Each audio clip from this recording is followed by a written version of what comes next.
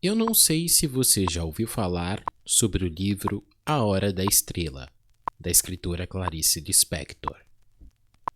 Mas a primeira vez que eu tive contato com essa obra foi nas aulas de redação no final do ensino médio em 2019.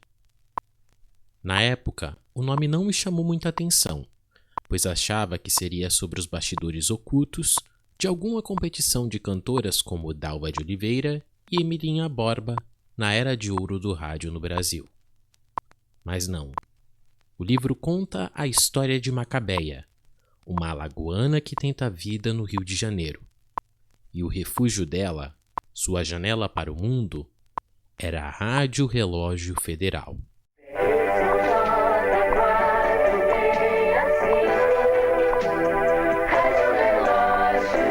Onda média 586 metros, frequência de 580 kHz. Onda tropical 61 metros, frequência de 4.905 kHz.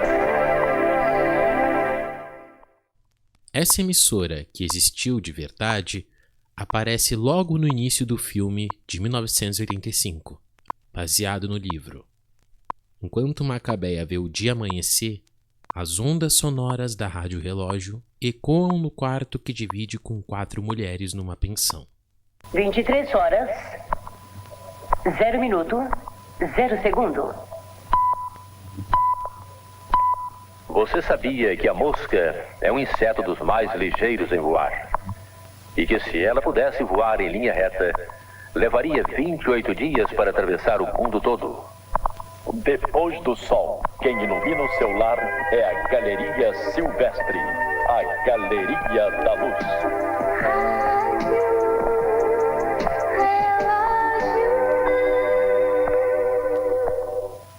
23 horas, 1 minuto, 0 segundo. Ao longo do filme, você vai percebendo que a protagonista absorve as informações transmitidas pela rádio como verdades absolutas e decora fatos aleatórios como forma de puxar assunto com os outros personagens.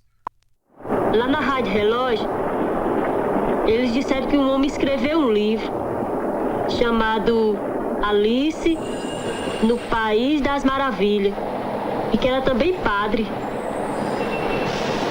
Falaram também em Elgebra. O que quer dizer Elgebra, hein? Saber disso é correr de fresco. Tu homem que vira mulher.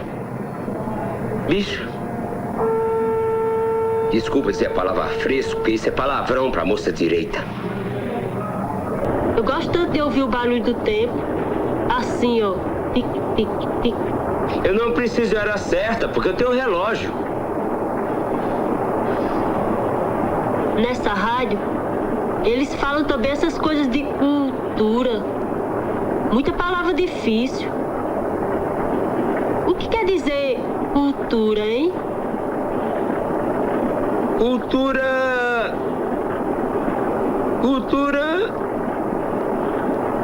é cultura.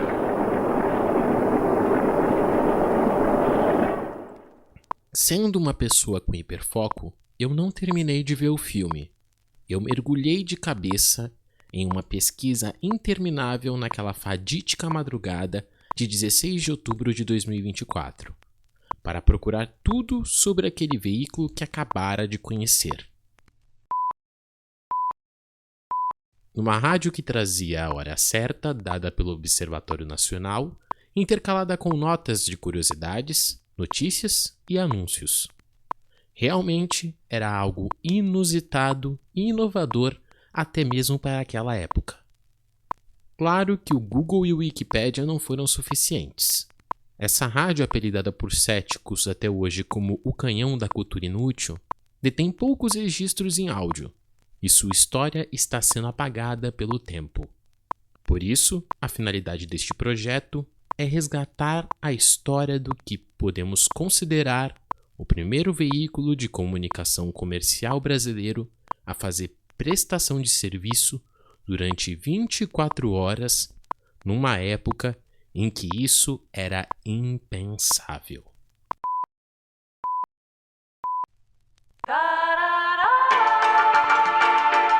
Olá, Sejam muito bem-vindos e muito bem-vindas ao podcast Resgate Radiofônico.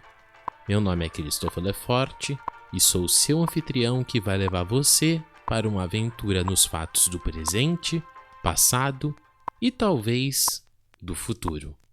Vambora, vambora! Olha a hora, vambora, vambora!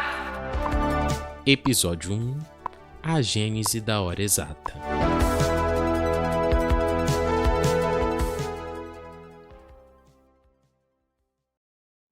Para entender a história da Rádio Relógio Federal, precisamos voltar no tempo, para organizar a ordem cronológica desses apagamentos históricos e situar como funciona o rádio brasileiro desde seu início.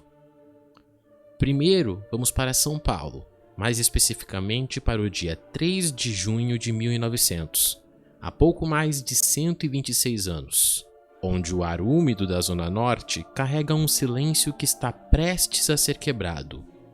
No topo do Colégio Santana, um homem de batina ajustava os parafusos e bobinas. Ele não buscava o divino através da oração, mas através das ondas invisíveis do ar. Do outro lado, a 4 quilômetros de distância, na Ponte das Bandeiras, uma pequena multidão observava um aparelho estranho. Eles não sabiam se esperavam por um milagre ou por um truque de mágica do padre inventor. Entre eles, o ceticismo era palpável. Meninos, toquem o hino nacional.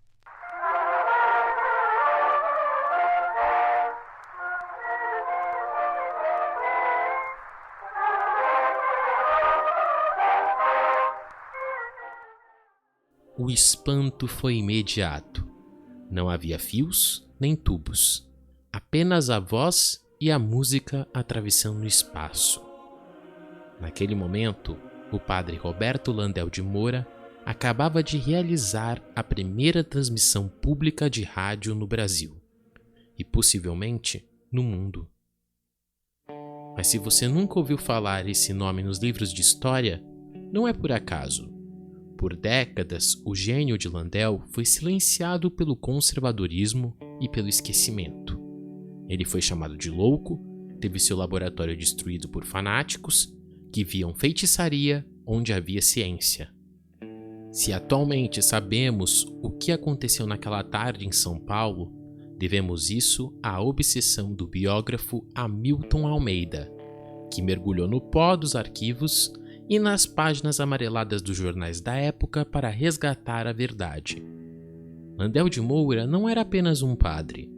Era um visionário injustiçado, cujas palavras cruzaram o céu de São Paulo para provar que o futuro já havia chegado, e nós é que não estávamos prontos para ouvi-lo.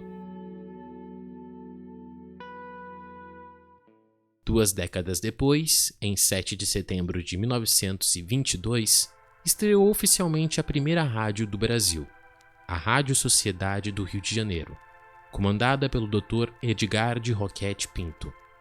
O mesmo doou a emissora de rádio ao Ministério da Educação em 1936, e ela se tornou a Rádio MEC, que existe até hoje. Contente, mas sem surpresa, a notícia desta hora. Haverá sempre quem discuta se deste edifício é possível comprar toda a atividade educativa da Federação. Num país que tem as características antropogeográficas do Brasil. Roquette Pinto também foi um pioneiro. Ele comandou o Jornal da Manhã, o primeiro rádio-jornal do país. E o que ele fazia de diferente? Lia e comentava as notas dos jornais impressos, após fazer uma curadoria. Na época, os impressos eram a principal fonte de informação para o rádio, que ainda não tinha os repórteres de rua que conhecemos hoje.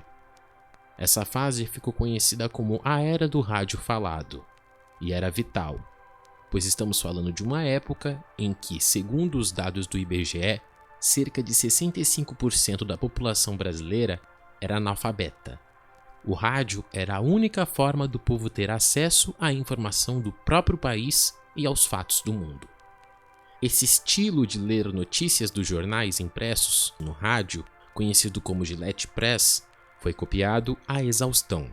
Mas apesar de termos programas de grande sucesso como o Repórter Ezo, que estreou em 1941, com notícias ágeis de agências internacionais, nenhuma emissora da época era puramente jornalística. Aqui ainda não tínhamos um formato All News 24 horas com um serviço contínuo de utilidade pública para chamar de nosso. Enquanto o nosso país ainda tentava aperfeiçoar o jornalismo tradicional, em outro canto das Américas, um homem desesperado por dinheiro encontrava a solução em um formato completamente inovador. E é com essa história que vamos para o México, mais exatamente em 1938, onde um músico de jazz, compositor e proprietário da rádio XEQK chamado Angel Hernandes Ferreira estava com graves problemas financeiros. A sua emissora operava por 13 horas diárias com programas variados, jornalísticos, peças dramatúrgicas, música clássica e anúncios médicos. Porém, o público não se engajou com a programação e a rádio entrou em falência. Para resolver a situação, no final de 1939, Angel Ferreira teve uma ideia brilhante e completamente inusitada para a época. Ele transformou sua rádio em um relógio. XEQK le proporciona la hora exacta. 7 de la mañana, 24 minutos. 7:24. Es hora de invertir en valores vanos. Otoño, pedalea fuerte tu bicicleta. Casas Radio América. A partir do dia 1º de janeiro de 1940, a XEQK passou a transmitir a hora exata a cada minuto, intercalada com anúncios comerciais. A hora exata vinha do Observatório Astronômico Nacional. Em uma época em que os relógios tinham alto custo e o serviço telefônico era limitado à elite mexicana, o formato se tornou um sucesso imediato de audiência e faturamento. Em 1942, a XEQK era conhecida como a Estação da Hora Exata, sendo ouvida em hospitais e terminais de ônibus. Em 1944, a rádio foi comprada por Guillermo Morales Blumenkron, que expandiu a programação para o formato 24 horas. Em 1955, ela foi pioneira na implementação de um sistema de automação para garantir a precisão minuto a minuto. O formato da hora exata sobreviveu por décadas no México, mas o conceito original de Angel Ferreira já havia viajado. Quem pensou que a história terminaria na XEQK está redondamente enganado. A nossa próxima parada do nosso resgate radiofônico agora é em Havana, onde a hora exata seria adaptada para se tornar um verdadeiro laboratório de jornalismo All News 24 horas que faria ainda mais sucesso e seria o modelo de inspiração importado para o Brasil no começo dos anos 50. Prepare-se para conhecer a partir de agora a história da Rádio Reloj de Cuba. Radio Reloj, 1:30 minutos. En el año del centenario del comandante en jefe Fidel Castro Ruz, desde La Habana, Cuba, transmite Radio Reloj, el canal de información continua más antiguo del mundo. Hoy es sábado 27 de junio de 2026. En 1920 nace en Regla, La Habana, la destacada compositora Tania Castellanos. Somos sus locutores Eduardo Herrera, Marlene Villar y Saisdo Azul Ramos. Y a continuación ofrecemos titulares. Conceden a la provincia de Pinal del Río sede central del acto por el 26 de julio. Participa presidente de Cuba en debates del 22º Congreso de la CTC. Díaz-Canel instó a los trabajadores a la participación y el control popular en cada comunidad. Califica a Jesús Otamendi, ministro de Trabajo y Seguridad Social, nuevo Código del Trabajo como revolucionario, novedoso y actualizado. Viceprimer ministro Oscar Pérez Oliva expone a participantes del Congreso Obrero. Titulares continuarán. Radio Reloj. 1:31 minutos. A ideia da rádio relógio chegou à terra de Che Guevara ainda nos anos 40, graças a Gaspar Pumarejo, diretor da emissora cubana CMQ. Ele soube do sucesso da XEQ no México, que transmitia a hora exata com anúncios, e propôs a Goa Mestre, proprietário da CMQ, que criasse algo similar. O conceito foi adotado, mas com uma adaptação crucial. Em vez de apenas anúncios gravados, a Rádio Relógio de Cuba alternaria a hora exata com notícias e anúncios transmitidos ao vivo. Tudo isso embalado pelo som de fundo de um tic-tac constante. A estreia foi em 1º de julho de 1947. Na época, a Companhia Telefônica Cubana era a única autorizada a dar a hora oficial, mas Goa Mestre conseguiu a permissão do governo para usar o tempo do Observatório Nacional do país. ¿Qué hora es? Sintoniza Radio Reloj y sabrás la hora exacta en la frecuencia 133.0 AM. La emisora transmite la hora oficial cada minuto junto con las últimas noticias nacionales e internacionales. A Rádio Relógio de Cuba nasceu como a estação a serviço da pontualidade. Inicialmente, o noticiário sintético ia das 6 da manhã à meia-noite. A primeira equipe de locutores foi formada por nomes como Héctor de Soto, Félix Travieso e Ramon Irigoyen. E aqui entra uma história inusitada. O pequeno estúdio da Rádio Relógio ficava no terraço do edifício CMQ. Ele foi montado acima de um tubo que ligava o ar-condicionado da emissora. Por causa do calor excessivo emanado desse tubo, o pessoal tinha que trabalhar de cueca. Por isso, havia uma ordem proibindo a entrada de mulheres no telhado, já que os locutores trabalhavam com a porta aberta. Mas o que transformou a Rádio Relógio em um fenômeno superando essas condições de trabalho improvisadas foi um evento que aconteceu apenas 2 meses e meio após a estreia dela no ar. Foi a grande chance de provar que o formato não era apenas um relógio, mas um veículo de informação imediata. O fator decisivo ocorreu no dia 15 de setembro de 1947, no bairro de Orfilha, e gerou o primeiro grande plantão jornalístico da emissora, a cobertura de um tiroteio intenso. Esse acontecimento não aparece em muitos registros, mas encontrei detalhes incríveis resgatados em cartas de 1975 escritas ao escritor Oscar Luis Lopes para o seu livro Rádio em Cuba. O locutor Héctor de Soto relatou o momento em que a notícia sobre o que viria a ser um tiroteio chegou de última hora diretamente do diretor da emissora. Eram aproximadamente 14h20 quando se aproxima de nós Roberto Lopes, com um bilhete escrito pelo diretor da Rádio Relógio, entregando-o a Tristan para que ele o repassasse imediatamente, como um raio. Foi assim que foram veiculadas as primeiras notícias sobre os acontecimentos no bairro de Orfila. Descobrimos que um vendedor da CMQ, que estava por perto, estava testemunhando os eventos e os entregando a nós por telefone. Posso garantir que a forma como essa notícia foi transmitida foi o que consolidou o sistema Rádio Relógio, já que ela estava no ar há apenas 2 meses e meio. Mas quem registrou o áudio daquele dia foi João Pineda, motorista e registrador, que foi enviado ao local junto com o jornalista Germán Pinelli. O relato dele é fundamental para entendermos a urgência e a tecnologia usada na época. O noticiário CMQ ordenou que eu levasse Germán Pinelli ao bairro Benítez para, se possível, registrar o que estava acontecendo.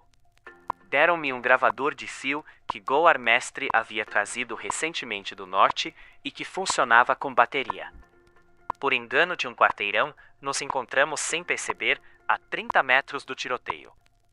Parei o carro na posição que considerei mais segura. Enquanto eu me preparava para ligar o gravador, Germán começou a narrar o que estava acontecendo. A batalha durou de 2 a 3 horas, terminando com a chegada dos tanques do exército. O sucesso do plantão jornalístico vinculado em primeira mão pela Rádio Relógio foi tão grande que no dia seguinte o proprietário Goamestre sugeriu estender a programação para 24 horas, o que aconteceu de fato no dia 10 de julho de 1950. Mais tarde, o estúdio da Rádio Relógio foi transferido para o arcade do novo prédio da CMQ, em uma cabine de vidro isolada. A grande multidão que passava pelo local o apelidou de O Aquário, por causa da impressão que os locutores davam sentados em suas mesas, fixados em um enorme relógio elétrico, de frente para o público que os assistia através do vidro. A rádio se tornou um sucesso estrondoso, gerando diversas imitações pelas rádios Kron, Rádio Caribe e Rádio Voz. E um grande destaque entre essas cópias foi a Rádio Hora, que inovou ao ser a primeira a utilizar única e exclusivamente mulheres na locução, algo impensável para aquela época. A Rádio Relógio consolidou-se como o padrão oficial de tempo e frequência em Cuba, e antes mesmo da internet, ela já tinha a mística de um alcance impressionante. Por exemplo, na manhã de 21 de janeiro de 1999, uma rádio de Nova York chamada WMCA saiu do ar para manutenção, e a transmissão da Rádio Relógio pôde ser ouvida ao longo de toda a costa leste americana, incluindo a cidade de Nova York. Mesmo com a dificuldade de se ouvir os locutores, os ouvintes identificaram a Rádio Relógio pelo seu inconfundível som de tic-tac. E vale lembrar que o sucesso da Rádio Relógio está justamente em seu formato rígido. Essa emissora, que mais tarde seria pioneira na transmissão gratuita pela internet, exige uma disciplina extrema de sua equipe. As notícias precisam ser claras, objetivas e, acima de tudo, encaixadas no tempo exato de cada minuto, sendo reconhecível em todo o mundo pelo seu som, o tic-tac constante e a voz dos locutores, que transmitem as notícias em um ritmo sincronizado com os minutos do relógio. Isso criou o estilo de escrita jornalística que chamamos de jornalismo sintético. Consolidou-se com o uso de frases curtas, diretas e padronizadas, onde cada palavra precisa cumprir uma função específica e rápida, sem atrasar a marcação do tempo. E foi esse modelo, o tic-tac constante, o serviço 24 horas e o jornalismo sintético, aliado à pontualidade obsessiva, que chamou a atenção de um dos maiores nomes do rádio brasileiro. Em 1948, o radialista César Ladeira, após uma viagem a Cuba, estava fascinado. Ele viu na Rádio Relógio a solução perfeita para uma lacuna na comunicação brasileira. No próximo episódio, vamos para o Rio de Janeiro, onde você vai conhecer quem foi César Ladeira e como ele conseguiu transformar a ideia cubana na Rádio Relógio Federal no Brasil, e como essa rádio influenciou o cotidiano dos brasileiros, incluindo a famosa Macabeia de A Hora da Estrela de Clarice Lispector. Não perca, a história da Rádio Relógio continua na próxima semana.